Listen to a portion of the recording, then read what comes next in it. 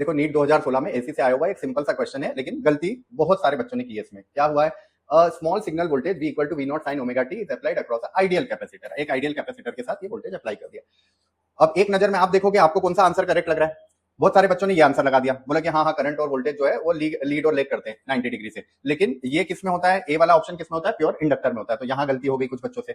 दूसरा, जिनको लगा कि नहीं करंट लीड करता है, उन्होंने current lead voltage bye 180 degree, तो यहाँ पे गलती हो गई, क्योंकि करंट लीड तो करता है वोल्टेज से, लेकिन कितने डिग्री से करता है, 90 डिग्री से करता है। तो इसका सही आंसर क्या है, इसका सही आंसर है कि पावर डिसिपेशन चाहे कैपेसिटर हो चाहे इंडक्टर हो, दोनों के केस में कितना होता है, जीरो होता है फुल साइकिल में। तो ये दिया हुआ over a full cycle the capacitor does not consume any energy from the voltage source, मतलब बी वाला आपका करेक्ट ऑप्शन बनेगा। ठीक है, नीट 2016 में ये क्वेश्चन आया हुआ। क्या बोला उसने कि मैच करो इन कॉलम्स को। तो देखो यहाँ नेगेटिव है, मतलब ये किससे बनी होगी, कॉन्केव से बनी होगी। इसका मतलब ए के लिए कॉन्केव मिरर तो सही है, तो ए का फर्स्ट वाले का बी तो सही है। दूसरा नेगेटिव है, मतलब वो इमेज कैसी होगी, रियल इमेज होगी, तो मतलब सी भी सही है। मतलब ए के लिए बी और सी दोनों ऑप्शन करेक्ट है। अब देखो फर्स्ट वाले ऑप्शन में हमको मिल गया ए के लिए बी एंड सी दोनों करेक्ट है, तो हमारा आंसर आ गया ए। ठीक है, ये देखो नीट 2016 में एक सीधा सीधा फॉर्मूला बेस्ड क्वेश्चन आया है। क्या है, जो कार है वो कर्व रोड पे भी है और कार की बैंकिंग, वो रोड की ब्लिंकिंग भी की हुई है थीटा एंगल से। तो ये तो सिंपल फॉर्मूला है। कौन सा फॉर्मूला है हमारा, ये बी वाला, जी आर और यहां पर ब्रैकेट आएगा mu plus tan theta upon 1 minus mu tan theta, तो बी वाला हमारा करेक्ट ऑप्शन बन जाएगा। ठीक है ना। देखो ये नीट 2016 का क्वेश्चन है, इसमें सबसे ज्यादा बच्चों ने गलती करी थी। सिंपल सा क्वेश्चन था, लेकिन बस ये जो 1000 टर्म्स है ना, इससे बच्चों से गलती हो गई। क्या होता है फॉर्मूला, फॉर्मूला होता है phi equal to L into I, है ना। अब नंबर ऑफ टर्म्स को बच्चों ने कहां पर मल्टीप्लाई कर दिया, आई के साथ मल्टीप्लाई कर दिया और गलती हो गई। जबकि नंबर ऑफ टर्म्स को यहां पे मल्टीप्लाई करना है, N phi is equal to L I. ठीक है, ये आपको ध्यान रखना है। बस अब तो सिंपल हो गया क्वेश्चन। क्या हो गया, 1000 इंटू फाई की वैल्यू कितनी, 4 into 10 to the power minus 3, L हमको फाइंड करना है और आई की वैल्यू कितनी है 4। 4 से 4 कट हो गया, 10 टू द पावर माइनस 3 से ये 10 to the power plus 3 cancel हो गया। एल इक्वल टू कितना आ गया, 1 हेनरी। कौन सा आंसर आया हमारा, डी वाला आंसर आया। ठीक है, अब देखो 2016 में आया हुआ ये क्वेश्चन देखो। इस क्वेश्चन में क्या दिया हुआ है कि एक बॉडी है 1 kg मास की, उसके ऊपर ये फोर्स लग रहा है। ठीक है, आई और जे जो है वो यूनिट वेक्टर है, एक्स और वाई डायरेक्शन में। तो power developed by the force हमको फाइंड करना है। ठीक है, तो हम क्या करें, क्योंकि पावर का फॉर्मूला क्या है, पावर का फॉर्मूला है फोर्स इंटू वेलोसिटी। तो फोर्स तो हमें दिया हुआ है, वेलोसिटी फाइंड करनी पड़ेगी। तो वेलोसिटी के लिए क्या करें, ये यूज करते हैं, एफ इक्वल टू होता है हमारा एम ए।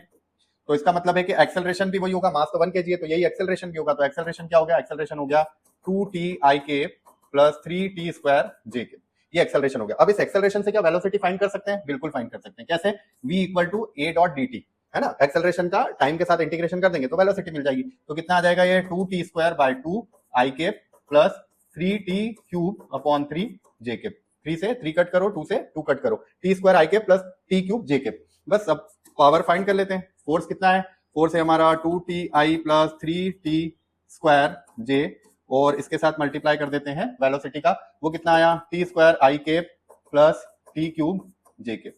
ठीक है, अब देखो आई से आई का मल्टीप्लाई करेंगे तो कितना आएगा, 2t क्यूब। ठीक है, और जे से जे का मल्टीप्लाई करेंगे तो 3t टू द पावर 5, तो 2t cube plus 3t to the power 5। ये देखो कहां आ रहा है, 2t cube plus 3t to the power 5, मतलब डी वाला आपका करेक्ट ऑप्शन बना। ठीक है, देखो ये नीट 2016 का क्वेश्चन देखो, इसके अंदर खास बात क्या है पता है, इसके अंदर खास बात ये है कि इसमें वेव नंबर पूछा है ना, वेव लेंथ नहीं पूछी है। वेव नंबर का मतलब क्या है, हमको 1 बाय लैम्डा फाइंड करना है। क्लियर, अब किसका फाइंड करना है, of the last line of Balmer series. Last line मतलब इनफाइनाइट से 2 के बीच वाला जो ट्रांजिशन है, वो वाली लाइन हमको फाइंड करनी है। तो 1 बाय लैम्डा इक्वल टू क्या लिखेंगे, आर। अब 2 से भेजा हमने कहा, इन्फिनिटी पे, तो 1 बाय इन्फिनिटी। तो ये क्या बन गया हमारा, 1 by lambda is equal to, R की वैल्यू कितनी दी हुई है, 10 टू द पावर 7, और ये 1/2 का स्क्वायर कितना हो जाएगा, 1/4, मतलब आपका हो गया 1/4 0.25 इंटू 10 टू द पावर 7।